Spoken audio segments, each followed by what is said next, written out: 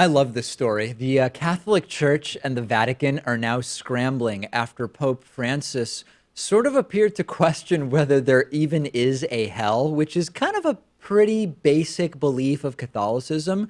But you don't have to worry because the flunkies are claiming he was just misunderstood. What happened is that during a recent meeting, Eugenio Scalfari, who's the now 93-year-old founder of a Vatican newspaper, asked Pope Francis, where do bad souls go? Of course, the correct answer in the context of the Catholic Church is supposed to be, well, they go to hell.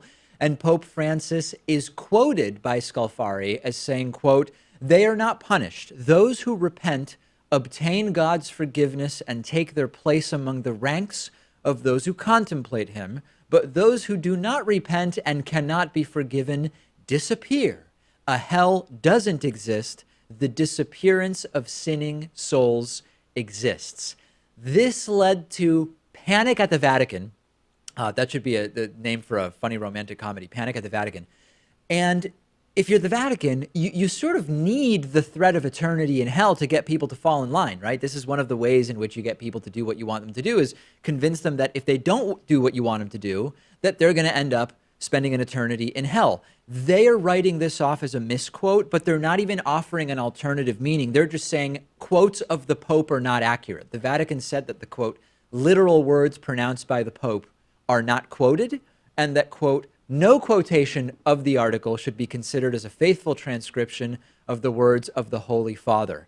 Then the other interpretation explaining what's going on here is that what he meant isn't that hell doesn't exist, but that hell as a place of fire and brimstone and misery isn't real. Like, there's no hell if you imagine the burning inferno, but there is hell if it's just separation from God and the disappearance of the soul or something like that. But then you're really finding an explanation to just fit what it was that was allegedly said here.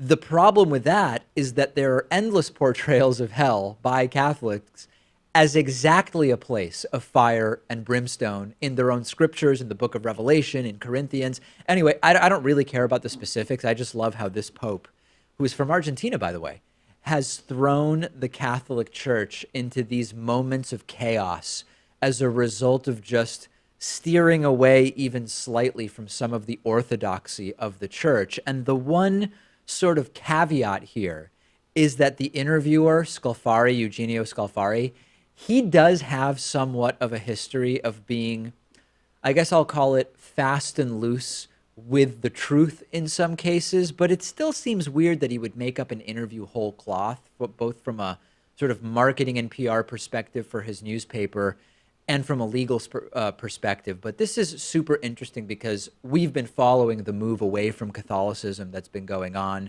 You've seen people leaving Catholicism because they've stopped being religious altogether, right? Like, that's one layer, which is, in general, particularly younger generations are becoming less and less religious over time.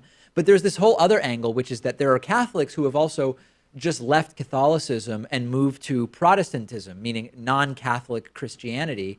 And part of it has to do with the specifics of the Catholic Church, and it's sort of feeling, quite frankly, there's one of those possible bingo phrases, quite frankly, like a dated and sort of in downfall organization, even though they still have like 1.2, 1.3 billion adherents. So it's going to be an interesting decade, I think, for the Catholic Church upcoming. Yeah, and I think that's why we're seeing such a progressive pope in Pope Francis. I mean, the guy seems to be okay with gay marriage. He accepts that climate change exists. It's just interesting how saying that hell doesn't exist is a bridge too far for these Catholics. Like, yeah, and that's the last straw. We can't have that. Straight up panicking and saying that's simply not what he said. Send me your thoughts. I know that there are current and ex-Catholics in the show audience, and I'd be interested in hearing from them for sure. The video you just watched was made possible by support from you. Please go to patreon.com/David Pakman Show. You can make a pledge of as little as $1 per month, and every dollar helps to support the work that we're doing, particularly in light